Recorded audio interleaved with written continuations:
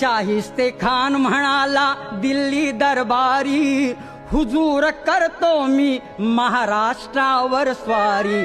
पुण्यात शाहिस्ता वस्तीला मग आला, शिवाजी लागे आजमावयास शत्रूला.